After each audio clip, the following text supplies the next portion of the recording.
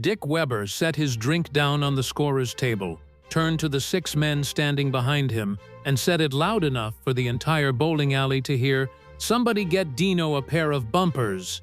And the room laughed. Every single person in it, except Dean Martin, who stood perfectly still at the ball return with his fingers already inside a 16-pound Brunswick, his eyes not moving from the lane. Notice, because what Dean did next in that Vegas bowling alley didn't just silence a room, it cost Dick Weber, 4-time national champion, the man every sports writer in America called the Arnold Palmer of his sport, something he didn't know he had until the moment it was gone, and the man who watched it happen said 30 years later that he never saw anything like it before or since. It was a Thursday night in October of 1965, and Las Vegas was doing what it always did best, burning bright while the rest of the country slept. The Sands Hotel had let Dean go at 11:15, which was early by Sands standards, early by any Vegas standard. He'd done 2 sets, shaken maybe 40 hands in the green room, and ducked out through the service corridor on 7th before his road manager could hand him another drink he didn't need. His coat was over his shoulder. His shoes were still stage shoes, the Italian leather kind that cost more than most men made in a month. And he was walking toward the only place in Vegas that didn't want anything from him. The Fremont Lanes sat 4 blocks off the Strip, on a street that smelled like cigarettes and car exhaust and the faint ghost of someone's cologne. It wasn't glamorous. That was the point. The ceiling was low, and the lights were the flat white kind that made everyone look vaguely tired. And the carpet was red with a pattern nobody had thought about since 1958. There were 12 lanes, maybe half of them occupied at that hour, and the sound inside was what Dean had come for. The particular knock and rumble of a bowling ball finding its line, the clean explosion of a perfect strike, and then the silence just after, the half-second where everything resets. He'd discovered this place 3 residencies ago. He came here the way other men went fishing. His road manager, a compact man named Charlie Bates, who had been with Dean since the Capitol Records days, had followed him in carrying both their jackets. Charlie knew better than to talk when Dean had that look. He just found them a lane at the far end, away from the clusters of off-duty dealers and showgirls who were working through their own long nights. What nobody had told Dean, what Charlie hadn't thought to mention because he hadn't known, was that Dick Weber was in that building. Notice that word, hadn't known, because it matters. Weber was at lane 4, which put him squarely in the middle of the room, which was exactly where Dick Weber was comfortable. He had flown into Vegas that afternoon for a promotional appearance connected to the ABC television coverage of the PBA Tour. The network was running his matches on Saturday afternoons now, and the ratings had made bowling into something it had never quite been before, a sport that people watched instead of just played.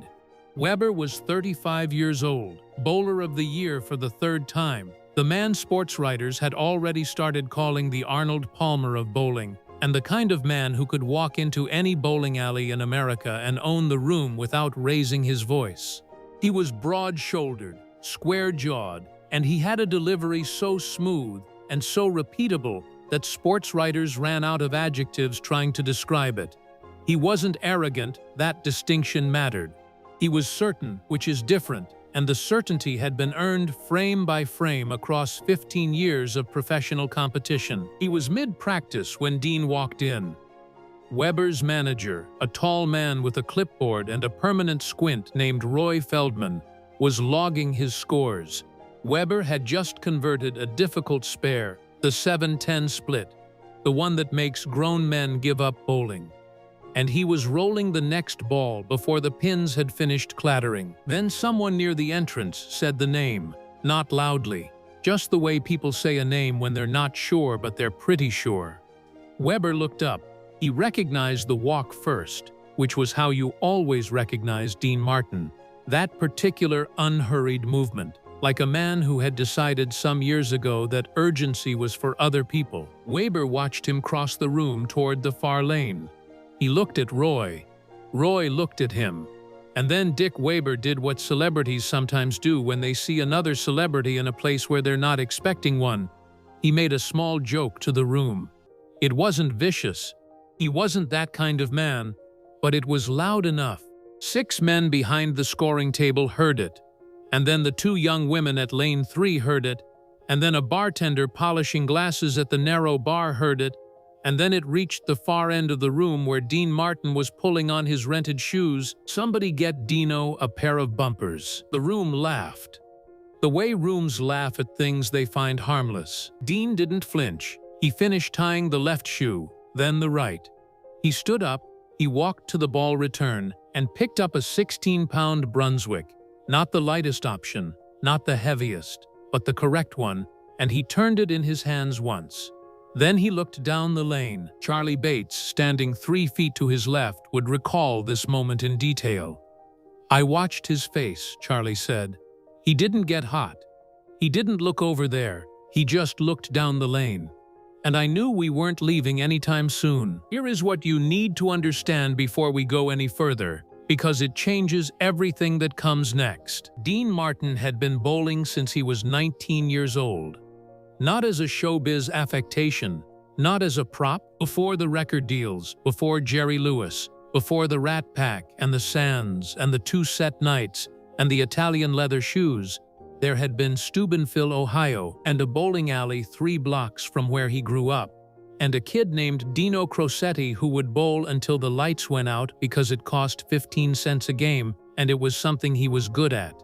He had worked the lanes as a teenager, setting pins by hand the way they all did before the machines, and somewhere in those years of watching the geometry of it, the angles and the drift and the way a ball could find a path that seemed impossible from the foul line, he had developed something that was not quite a gift, but was close to one. An ability to read a lane the way a musician reads a room. He knew where the oil was. He knew where the boards had been worn. He felt the break before the ball found it. He had never talked about this publicly. It didn't fit the image. The image was a man who held a glass and a cigarette and seemed perpetually surprised that people kept showing up to watch him.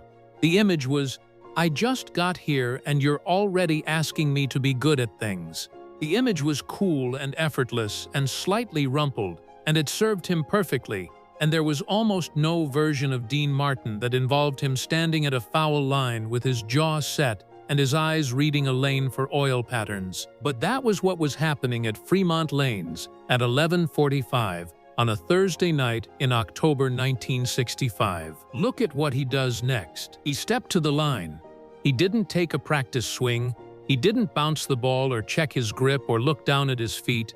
He simply walked 4 steps and released the ball with the same ease he used to set a glass on a piano, and the ball rolled out to the right side of the lane, way out, further than anyone watching would have expected, curved back in a long, patient arc, and hit the pocket so cleanly that for a half-second after the impact, the pins seemed to hang in the air before they fell. 10 of them. Every single one. The room went quiet. Not the whole room. 4 lanes were still active, still making their noise. But the section of the room that had laughed 30 seconds earlier, that section went quiet with a completeness that a person could feel. Weber had seen the shot from lane 4. He'd put his own ball down without noticing he was doing it. Roy Feldman stopped writing on his clipboard. Dean Martin walked back to the ball return, picked up the ball when it came around, and went again. Another strike. Then another. He was 3 frames in before he said a word to Charlie, and what he said was, "Get me a scotch, the light kind." Charlie went to the bar. Dick Weber, across the room, did not go back to his practice ball. He stood at the scoring table and watched. Now here is where the story takes a turn that nobody in that room saw coming. Because what happened next wasn't a confrontation, wasn't a challenge, wasn't the kind of scene that ruins 2 men's evenings and ends up in the gossip columns. What happened was something rarer and in some ways more devastating than any of those things. Weber walked over. He didn't do it right away. He waited until Dean had finished the 5th frame. Another strike, making it 5 in a row now, which in a bowling context is called a 5-bagger, and which makes experienced bowlers stop what they're doing And then he came around the end of the scoring tables and crossed the room. He moved unhurriedly, with the kind of deliberate calm that told anyone watching he wasn't sure how this was going to go. Dean saw him coming. He gave no indication either way. He picked up the ball. He rolled the sixth frame. Another strike. 6 consecutive. Weber stopped about 8 feet away and watched the ball complete its arc. "You're reading the oil," Weber said. It wasn't a question. Dean turned around. "Second board from the left. There's a dry stretch at about 40 feet. Weber looked at the lane. Then he looked at Dean. Something shifted in his expression, though he kept it contained. "How long have you been bowling?" "Since before I could sing," Dean said. Weber nodded. The kind of nod that isn't agreement so much as the physical response to receiving unexpected information. He was a man who processed things with precision. The same quality that made him able to convert the 7-10 split at midnight under flat fluorescent lights. And he was processing this now. Remember the joke he'd made 20 minutes ago? Because Weber hadn't forgotten it either. "That was," he started. "I know," Dean said, and then he picked up the ball and went back to the line. The 7th frame. Another strike. 7 in a row. Charlie Bates had returned with the scotch and was standing very still, holding the glass, not sure when to hand it over. Roy Feldman, over at lane 4, had given up any pretense of logging scores. He was watching with the focused attention of a man who understood what he was looking at. Stop for a second and picture the room from above, because what you're about to see only makes sense when you know where everyone is standing. Weber is 8 feet behind Dean, arms crossed, watching. Roy is 40 feet away at lane 4, also watching. The 2 women at lane 3 have stopped bowling entirely. The bartender has set down his glass. Charlie has a scotch he can't deliver. And Dean Martin is at the foul line of lane 12 at Fremont Lanes in Las Vegas on a Thursday night, alone with a bowling ball and a dry stretch he found on the 2nd board from the left, rolling his 8th consecutive strike. The noise when the 8-frame hit was louder than the others, not because the impact was harder. If anything, Dean's delivery had gotten quieter as the string went on, more stripped down, more essential, but because the room by this point was so still that the pins going over sounded like something larger. The young dealer from lane 7 who had stopped watching his own game actually took a step forward without realizing it. 8 strikes in a row is a front 8 in the language of professional bowling. It means you are bowling a perfect game through the 8th frame. It means that if you strike the 9th and 10th frames as well, you will have bowled a 300, the perfect game, the score every bowler spends a lifetime chasing. Dick Weber had rolled 14 perfect games in his career. He knew exactly what a front 8 meant. He had felt it himself, the particular suspended quality of the moment, the way time behaves differently when every delivery matters and every delivery has mattered, and you are 5 frames from something that most bowlers never achieve once in a lifetime. He looked at Dean's back. He watched Dean pick up the ball for the 9th frame. Here is what Weber knew about Dean Martin that Dean didn't know he knew. He had seen the Dean Martin show on television the previous spring, the episode where Dean had ended up in a comedy bit involving a bowling ball and a doorstep, and he had thought, the way you think about anyone you've seen on television doing something physical, that this was a man who knew the performance of a sport without knowing the sport itself, a celebrity making use of a prop. He had thought this with no malice, only the casual certainty of a professional who spends 40 weeks a year on tour, who has bowled in conditions that would disqualify most amateurs before they got to the 3rd frame, and who has earned the right to know the difference between someone performing and someone playing. He had been wrong. He was aware of this now with great specificity. The 9th frame, Dean stepped to the line. He was not performing. That was the thing you noticed when you watched him. There was no audience-facing behavior, no theatrical pause before the delivery. No look around the room to see who was watching. His practice had been like this also, Charlie confirmed later. He bowled the same whether I was there or nobody was there. He just bowled. Dean walked his 4 steps with the same quiet economy he'd used on the first frame, released the ball at the same height and the same angle, and watched it track the same path down the second board, with a patience that seemed almost indifferent. The 9 pins fell, 9 consecutive strikes. 1 frame left. The room had become something different by this point. It wasn't just quiet. Quiet suggests the absence of something. This was a room that had arrived somewhere, that had gathered around a single point of attention without being asked to.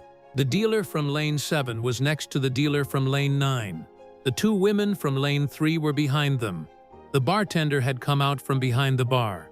Roy Feldman had crossed the room entirely and was standing 12 feet away. Charlie Bates finally set the scotch down on a scorer's table because his arm was getting tired of holding it. And Dick Weber was standing 7 feet behind Dean Martin, with his arms no longer crossed, just hanging at his sides, watching the way you watch something that you know you're going to try to remember accurately. Listen to what happens in the 10th frame. The 10th frame in bowling, when you're rolling a perfect game, gives you 3 deliveries. You need 3 strikes to complete the 300. The first delivery is the one that carries the whole weight of what came before. 9 perfect frames pressing down on the moment like a hand on a shoulder. Dean picked up the ball. He stood at the foul line, and for the first time that evening, he paused. Not a dramatic pause, not a theatrical one, just a breath. 1 long breath in, and then he rolled. The ball found the second board. It tracked to 40 feet. It hit the dry stretch and curved. It found the pocket. The pins went over. 10 consecutive strikes. The sound that went up in the room was not applause exactly. It was something less organized than applause, more involuntary. The sound a crowd makes when something happens that it did not believe it was going to see. 2 of the women said something, though nobody could remember later what it was. The dealer from Lane 7 said something also. Roy Feldman put his hand over his mouth. Dean rolled the 11th delivery. Another strike, 11 consecutive. 1 delivery left. 1 delivery standing between the front 11 and the only score in bowling that means everything and nothing at the same time. 300. Charlie Bates said later that he looked at Weber during this moment. He was standing there with his hands in his pockets, and he was watching Dean the way I've seen people watch something in church, Charlie said. Like he didn't want to make a sound that might change anything. Dean Martin picked up the ball for the 12th and final delivery of the 10th frame. He stood at the foul line for 1 second longer than the 11 times before it. Not performing, thinking, reading something down the lane that nobody else in the room had the ability to read. Then he walked his 4 steps and released the ball, and it was the cleanest delivery of the night. Quieter than all the others, and it tracked the second board to 40 feet, and found the dry stretch and broke and hit the pocket on a line that seemed mathematically inevitable. And all 10 pins fell on a Thursday night in a bowling alley 4 blocks off the Las Vegas Strip, while 11 people stood in perfect silence and watched. 12 consecutive strikes. A perfect game. 300. The room came apart. Not loudly, it wasn't that kind of room, but it came apart in the way that quiet rooms do, with a sudden release of something held, a shifting of feet and shaking of heads, and a bartender who started clapping once and then stopped and then started again. Charlie Bates picked up the scotch from the scorer's table and walked it over to Dean with both hands. Dean took it. He didn't say anything. He looked at the lane for a moment, the way you look at a place where something happened, and then he turned around. Dick Weber was standing there. They looked at each other across 6 feet of carpet and the weight of what had just occurred. Weber was a man who had spent 15 years finding the precise words for the space between what a bowler does and what it means. He was the ambassador of his sport, the one who talked to television cameras and magazine writers and everyone who had ever asked him to explain why any of this mattered. And standing there in the flat white light of the Fremont Lanes, for a few seconds, he didn't find any of those words. What he found instead was, "I owe you an apology." He said it plainly, the way a man says something when he has decided not to make it complicated. There was no theater in it. No performance. Just the fact of it, standing in the air between them. Dean looked at him. He took a sip of the scotch. He seemed to consider several possible responses, and whatever he settled on, it was not the one that Weber had been expecting. "Don't worry about it," Dean said. Weber nodded. He looked at the lane again, then back at Dean, and because he was the man he was, a man who could not leave a good shot unexamined, professionally or personally, he said, "Where did you pick up that read on the second board?" Dean smiled. It was the real one, the one that reached his eyes. "The first frame," he said. "I always try to find one thing to trust. After that, it's just the same thing, over and over." Weber absorbed this. It was, as it happened, the same principle he had used for 20 years of professional competition. He had never heard it stated quite that simply. They talked for 12 minutes. Roy Feldman logged none of it on his clipboard. Charlie Bates stood a careful distance away and let it happen. The dealers and the showgirls and the bartender drifted back to their lanes and their drinks with the particular satisfaction of people who have witnessed something that doesn't have a proper name. Before Dean put his jacket on to leave, he stopped in front of Weber one last time. He looked at the man who was, by every professional measure, the greatest bowler alive in the United States in the year 1965. He looked at him with the kind of directness that his whole public persona was constructed to avoid. "Dick," he said, "you love bowling." It wasn't a question. Weber nodded. "So do I," Dean said. "That's the whole story." He picked up his jacket. He said goodnight to Charlie.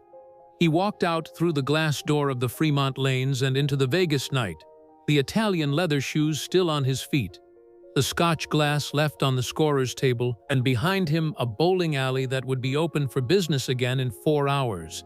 Its lanes reset, its pins upright, its carpet unchanged, holding, in its flat white fluorescent silence, the record of a perfect game that nobody outside that room would ever officially know about, because Dean Martin never mentioned it. Not to a reporter, not in an interview, not once. Dick Weber mentioned it, once, years later, to a sports writer who was writing a retrospective about the golden age of professional bowling. He was not asked about Dean Martin specifically. He was asked about the strangest thing he'd ever seen on a bowling lane. He didn't hesitate. "A singer," he said, "in Vegas. I made a joke at his expense. He rolled a 300 and didn't say a word about it. And then on his way out, he told me something I've thought about almost every day since." The sports writer asked what it was. Weber smiled.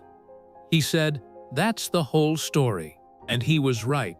I just didn't understand it yet. The ABC promotional event the next morning went smoothly.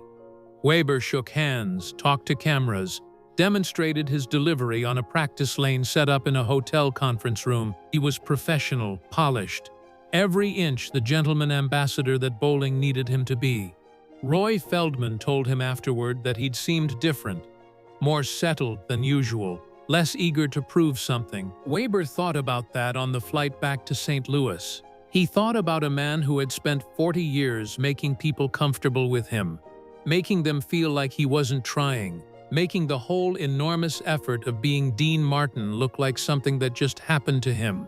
He thought about the way Dean had stood at that foul line, not performing and not hiding, just being exactly what he was in that moment. He thought about what it would feel like to bowl 30 PBA titles and still need to be told that the point of it was that you loved it. He thought, I might have needed someone to tell me that too, and he tucked that thought away and carried it forward and never made another joke about a man holding a bowling ball until he knew what that man could do with it. There are things that happen in Las Vegas that stay there not because of the famous saying, but because the people involved decide, separately and without coordination, that some moments are worth more as private knowledge than as public stories. The perfect game that Dean Martin rolled at Fremont Lanes on a Thursday night in October 1965 was one of those things. 11 people saw it. None of them talked about it. The bowling alley didn't post a record. Charlie Bates kept it for decades like a coin in his pocket, something to take out and look at on certain occasions, something that reminded him that the man he worked for was more than the image, was always more than the image, and that the deepest things about a person are sometimes only visible in the places where nobody expects to see them. If this brought back a memory or a thought you'd like to share, leave it in the comments. I read every single one and I reply to each one personally. If you enjoyed spending this time here, I'd be grateful if you'd consider subscribing. A simple like also helps more than you'd think.